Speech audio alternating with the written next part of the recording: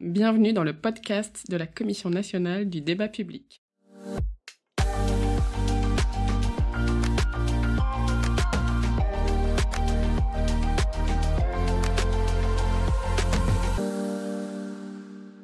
Bonjour à toutes et à tous. Ce podcast porte sur le débat « La mer en débat » qui s'est tenu du 20 novembre 2023 au 26 avril 2024. À la suite du débat public, la Commission nationale du débat public a publié un compte-rendu de ce débat et un bilan 2 mois après, fin juin 2024.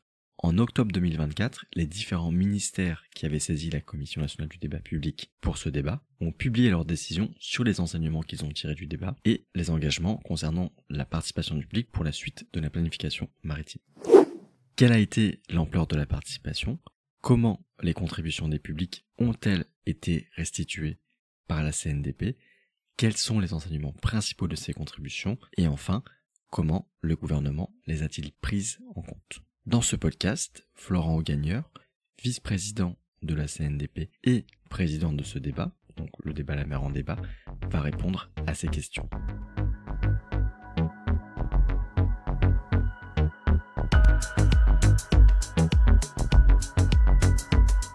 Bonjour Florent, tout d'abord, pourriez-vous nous rappeler brièvement l'objet du débat La mer en débat ? Alors, La mer en débat était un débat de planification maritime qui faisait suite donc à la révision des documents de planification maritime pour la France hexagonale. Donc la mer en débat concernait tous les sujets de planification maritime, que ce soit la sécurité, la défense, le tourisme, la pêche, les activités économiques en mer, mais aussi la réduction du trait de côte, le changement climatique. Il y avait 2 focus dans les sujets de planification maritime. Le premier focus, c'était les enjeux de biodiversité, avec un objectif de protection forte, ce que le gouvernement a appelé un objectif de protection forte, et un deuxième focus, donc, qui est le développement de l'éolien en mer, avec un objectif du gouvernement de développer l'éolien en mer à 45 gigawatts d'ici 2050, ce qui est un objectif ambitieux, puisque ça correspond à peu près, grosso modo, à notre capacité nucléaire actuelle. Dans un podcast que nous avions enregistré l'année dernière et qui est disponible en ligne, vous aviez présenté les modalités d'information et de participation. Vous aviez constaté une participation importante, déjà à ce moment-là. Cependant, le podcast avait été enregistré en milieu de débat. Celui-ci n'était pas terminé. Au final, quelles ont été les modalités d'information et de participation et quelle a été l'ampleur de la participation ? Il y a eu, donc, entre l'ouverture du débat en novembre 2023 et sa clôture en avril 2024, environ 370 événements. Donc ça fait beaucoup d'événements, et parfois des événements qui ont eu lieu en même temps.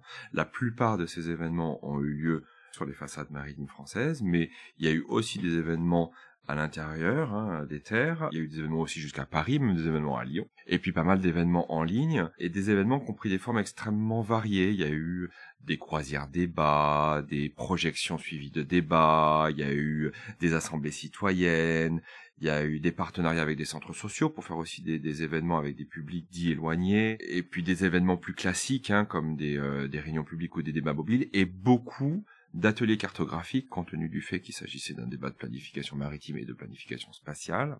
Et les chiffres du débat, c'est à peu près 20 000. 20 000 personnes à l'ensemble de ces événements, 20 000 contributions écrites aussi, ce qui fait quand même beaucoup de contributions à analyser, et puis 200 000 sessions d'un outil de participation en ligne que nous avions conçu sur mesure pour ce débat qui s'appelait « La mer en débat, faites l'expérience ». Alors, vous avez commencé à évoquer 2 outils spécifiquement conçus pour ce débat, Faites l'expérience et La mer en 3D. Pouvez-vous développer sur ces 2 outils ? Alors, il y a eu beaucoup d'événements et de modalités qui ont été conçues sur mesure, donc d'une certaine manière, elles étaient toutes plus ou moins inventées. Après, c'est vrai que, à la fois, Faites l'expérience, qui est donc un outil en ligne, et La mer en 3D, qui est autre chose. C'est une assemblée citoyenne assez particulière, sont un peu les 2 modalités phares dans ce débat, parce qu'à la fois elles ont permis de toucher des publics extrêmement variés, et à la fois elles ont permis des innovations méthodologiques assez intéressantes. Alors, en ce qui concerne Faites l'expérience, en fait, c'est donc un outil en ligne qui a des ancêtres à la CNDP, puisqu'en fait, il y a eu d'autres outils en ligne dans d'autres débats publics, notamment des débats publics sur l'éolien en mer dont on s'en a inspiré. Les anciennes versions s'appelaient Mon point de vue en X étapes, Mon point de vue en 8 ou 9 étapes à peu près. L'idée est la suivante, c'est d'apporter un peu d'informations à des publics, à tous les publics, et de les aider à se forger un avis sur des sujets qui sont à la fois complexes, mais aussi très très variés de tous les enjeux de planification maritime. Donc pour apporter de l'information au public, Faites l'expérience commençait par des quiz qui permettaient d'apporter de l'information au public, et puis pour l'aider de se forger un avis et de récupérer l'argumentation du public, on confrontait le public à l'avis d'autres personnes qui étaient entendues dans le débat. C'est-à-dire, telle personne à tel événement, sur tel sujet, a dit ça, qu'en pensez-vous ? Quel est votre point de vue à vous ? Et en fait, ça permettait de faire un chemin, c'était un chemin argumentatif, où en fait on apporte de l'information et en confrontant le public à ce que d'autres personnes ont dit, pour lui permettre d'élaborer son propre point de vue et d'argumenter. Et c'est comme ça qu'on récupérait de l'argumentation, et cet outil a été énormément utilisé, à la fois dans des campagnes sur les réseaux sociaux, mais aussi sur le terrain dans des débats mobiles, pour permettre de récupérer le point de vue des personnes. 200 000 sessions, mais toutes les personnes qui ont fait des sessions n'ont pas forcément argumenté, donc on n'a pas autant d'arguments, autant de contributions écrites, mais en tout cas 200 000 personnes se sont informées grâce à cet outil et ont fait des sessions. Il y avait aussi plusieurs entrées dans cet outil, il y avait des entrées thématiques pour essayer de mobiliser les personnes en fonction de leur centre d'intérêt, et puis aussi des entrées en termes de temps, c'est-à-dire est-ce que vous avez 20 minutes ou est-ce que vous en avez 3, et on les dirigeait des modules différents. La deuxième modalité qui était assez intéressante et qui était peut-être plus qu'une innovation méthodologique, c'était un défi en termes d'organisation. C'est ce qu'on a appelé la mer en 3D. On a fait 5 assemblées citoyennes en même temps, donc 5 assemblées citoyennes de 80 personnes, qu'on a fait une à Rouen, une au Havre, une à Bordeaux, une à Marseille et une à Lyon. On leur a apporté les mêmes informations, on leur a posé les mêmes questions, mais sur des sites différents avec des publics différents pour comparer les résultats. C'est-à-dire que est-ce que des publics qui sont situés, donc sur des façades maritimes ou en dehors des façades maritimes, c'est le cas de Lyon, à qui on apporte la même information et on pose la même question, comment, à partir de ces éléments-là, ils vont répondre à ces enjeux de planification maritime, et on les a réunis une deuxième fois 15 jours après, donc de manière collective, pour cette fois-ci, à Paris, au musée de la Marine, pour qu'ils comparent les résultats et pour qu'ils se positionnent sur des enjeux phares de la planification maritime. Donc ça, c'est vrai que c'était aussi une innovation méthodologique et plus qu'une innovation méthodologique, c'était une prouesse organisationnelle.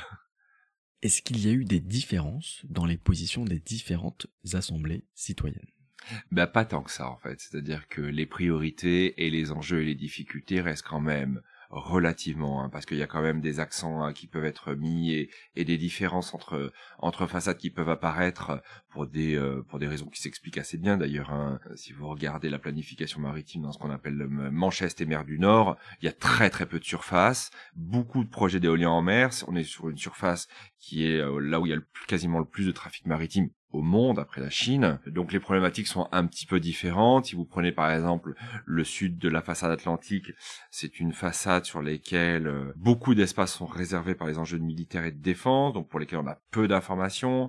En Méditerranée, les enjeux sont encore assez différents. Il y a beaucoup d'enjeux de biodiversité, beaucoup de réserves naturelles avec la Corse, mais aussi beaucoup de tourisme, et une surface maritime qui plonge très vite dans des canyons où il est très difficile, par exemple, de faire par exemple de ce qu'on appelle de l'éolien en mer posé, et sur la façade dite Namo, en Bretagne et Pays de la Loire, encore une autre situation. Donc les situations sont différentes entre façades maritimes, mais il y a quand même des enjeux et des éléments communs. Ce que l'on peut aussi en retirer, c'est une volonté de toutes les façades d'engager beaucoup plus peut-être ce qu'ils ont appelé la sobriété, mettre l'accent sur la sobriété, ça aussi c'était des points communs entre les 4 façades, et de poser des conditions si jamais l'éolien en mer devait être développé à son développement.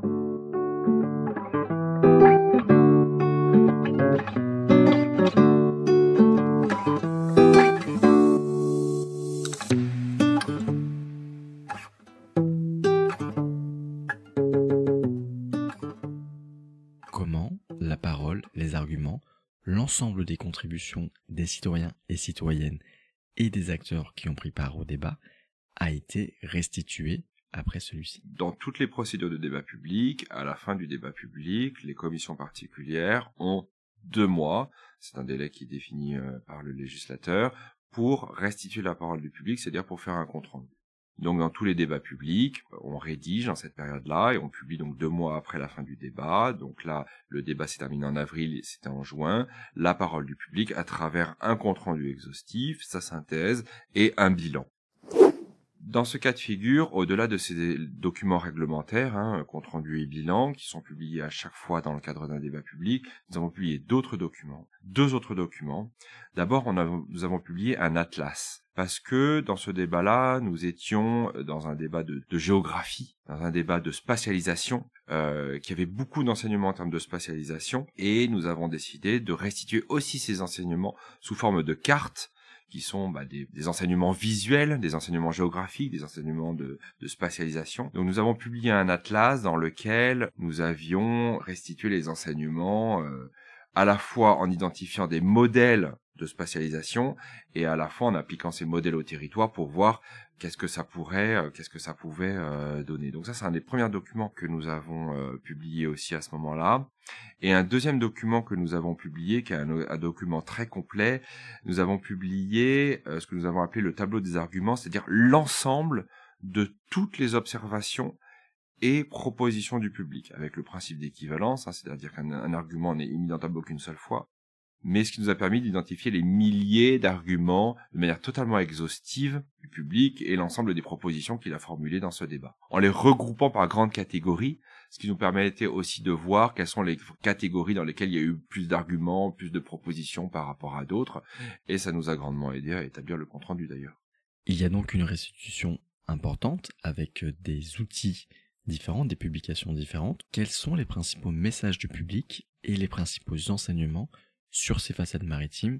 Alors, 5 messages clés que l'on peut identifier. Alors, évidemment, mon propos est pas exhaustif, puisqu'un débat qui a eu autant de contributions sur l'ensemble des façades maritimes, on pourrait vraiment rentrer dans le détail, mais s'il fallait identifier 5 messages clés, le premier message clé, c'est le constat d'un manque d'information ou une difficulté à trouver la connaissance, les outils de connaissance utiles pour pouvoir se situer sur les différents enjeux du débat, qui est un élément assez classique. On voit ça assez souvent dans les débats publics sur l'éolien en mer ou qui concernent le milieu maritime, parce que la mer est un milieu qui est moins connu que le milieu terrestre, et les comparaisons internationales, par exemple entre le développement de l'éolien en mer dans la mer Baltique, ne sont pas totalement percutantes parce que les écosystèmes ne sont pas forcément les mêmes. Donc un enjeu d'information important. Le public a identifié et mis en avant 2 menaces qui le préoccupent principalement. La première, c'est celle du réchauffement climatique, avec la réduction du trait de côte notamment, qui est un enjeu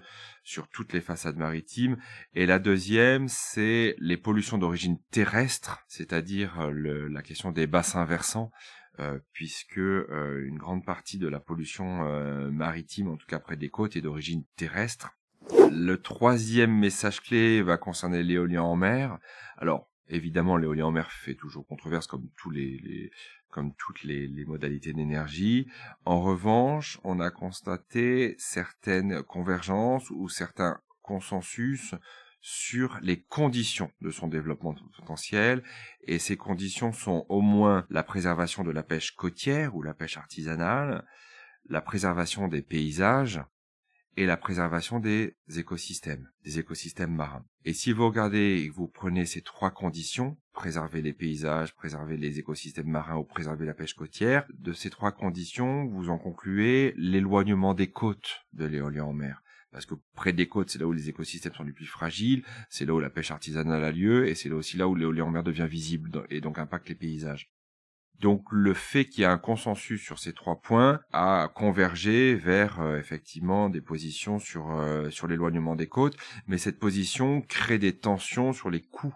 C'est-à-dire plus vous vous éloignez des côtes, plus il y a potentiellement des impacts sur le coût de la production de l'électricité, et le public a aussi fait le constat d'un manque d'information sur cette conséquence de l'éloignement des côtes et les répercussions sur les coûts.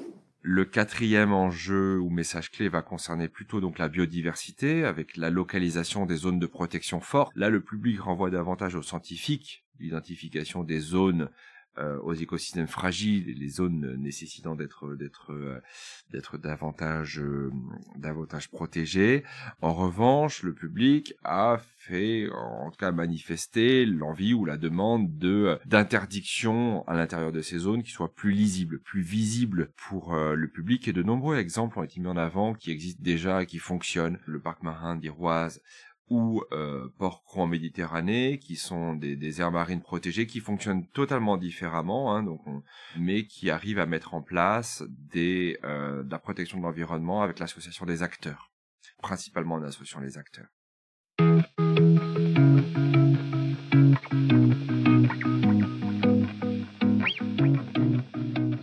Et enfin, le dernier message clé de ce débat concernerait plutôt la gouvernance, qui a été longuement abordée dans ce débat sous plusieurs dimensions. D'abord, la nécessité d'articuler la gouvernance de la planification maritime terrestre avec la gouvernance de la planification maritime, ne serait-ce que parce que, suite au diagnostic du fait que la pollution terrestre impacte beaucoup la pollution maritime, le deuxième dimension de la gouvernance, c'est la gouvernance des zones de protection forte, qui est un enjeu clé de leur efficacité, en tout cas qui a été identifié comme un enjeu clé de leur efficacité. Et enfin, le dernier point de la gouvernance, enfin, la dernière dimension de la gouvernance, c'est la poursuite de la dynamique participative qui a été engagée dans le débat pour une gouvernance de la mer un peu plus partagée de manière générale.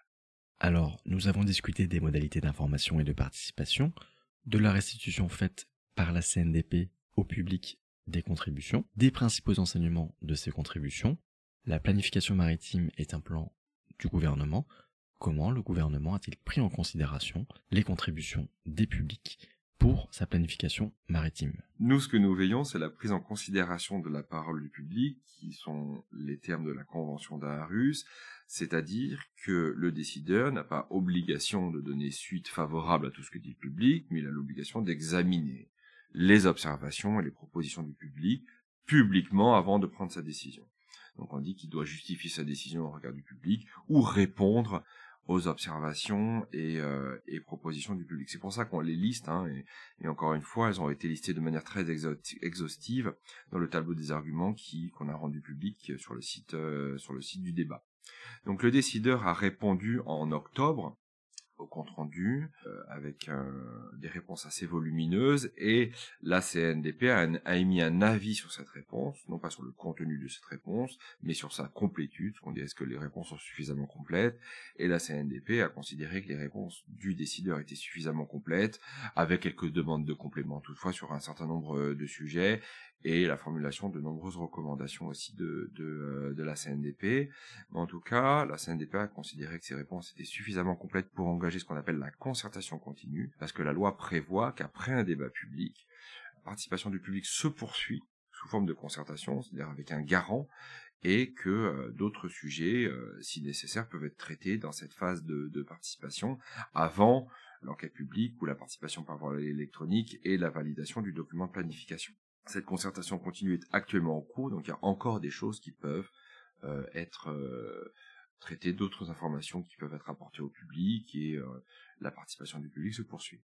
Donc, l'information et la participation du public se poursuit sur chacune des façades maritimes à travers les concertations continues. Pour revenir sur le débat et pour terminer dessus, avez-vous un mot de conclusion? Si je devais choisir un point ou un élément de conclusion, je dirais que la différence, il y a la différence de contexte au sein des acteurs de la planification maritime et dans le monde maritime entre le début du débat et la fin du débat.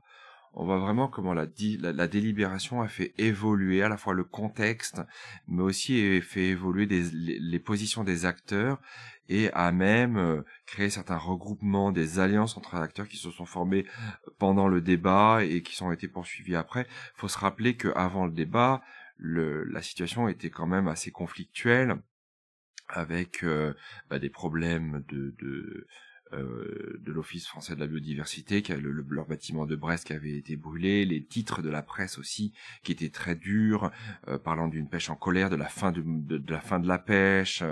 Il y a eu une crise agricole aussi à ce moment-là, hein, importante, des interdictions de pêche dans le golfe de Gascogne qui sont arrivées aussi à ce moment-là, donc un contexte qui était difficile, hein, lors de la préparation du débat et au début du débat.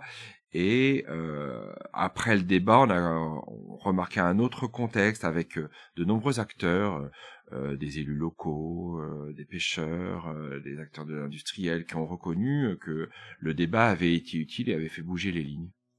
Merci beaucoup Florent. Chers auditeurs, chères auditrices, à bientôt pour un nouveau podcast.